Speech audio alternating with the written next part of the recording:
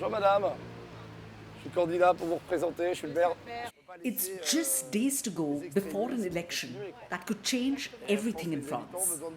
Local Conservative Mayor Geoffroy Boulard is out canvassing voters in this Paris neighborhood. Many of them are worried about the surge of the far right and the possibility of the anti-immigration national rally forming the next government. Moi, je suis française. Bien sûr, j'ai mes origines algériennes et c'est vrai que je me sens bien. J'aime ma France. Qu'est-ce qu'aujourd'hui, ou demain, je dois préparer mes valises et partir parce qu'il n'y aura plus rien qui me retient ici, du moins en partie au niveau de l'État et du gouvernement et tout ce qui va être mis en place. Oui, c'est une élection très importante. Oui, assez inquiet par tout le populisme et la démagogie qui entoure leur discours. But it's not just anxiety about the far right. Many in the French capital are angry at President Macron. He recently called a snap election following his party's crushing defeat by the far-right National Rally, which took more than 30% of the vote in recent European elections.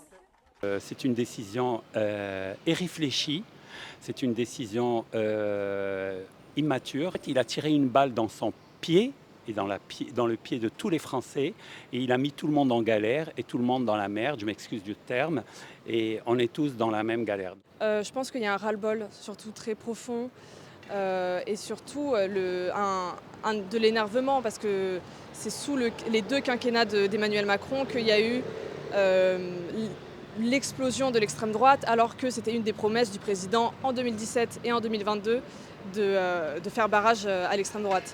But these elections aren't about replacing Macron. He said he'll remain president, though the results could seriously weaken his position.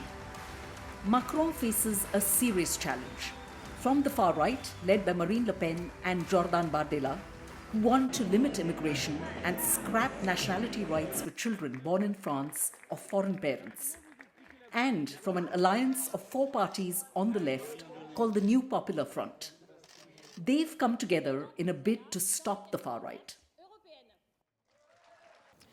The high-stakes election is all about this, the makeup of the French Parliament or the Assemblée Nationale behind me.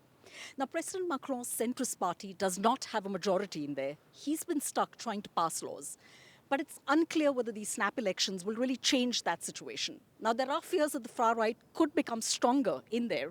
But if no party gets an absolute majority, like the opinion polls are showing, some fear it could usher in even more political chaos in France. Experts say President Macron's gamble to call snap elections could backfire by handing the far right its first real shot at governing France and taking the country into uncharted waters on a global level as well. In France, for the far right to arrive in power in such a major, this is the second biggest economy within the European Union, this is one of the world's biggest military powers, it's greatly involved in Ukraine, it's involved in Africa, it's a country that really projects itself well beyond its borders. For it to happen in France really would be a seismic event. Bonjour, Nouveau Front Populaire. Time for some last-minute campaigning. Sunday's vote will offer a clearer picture of where French politics is headed. There will be a second round of voting after this one, and that will show if France is indeed in for a political earthquake.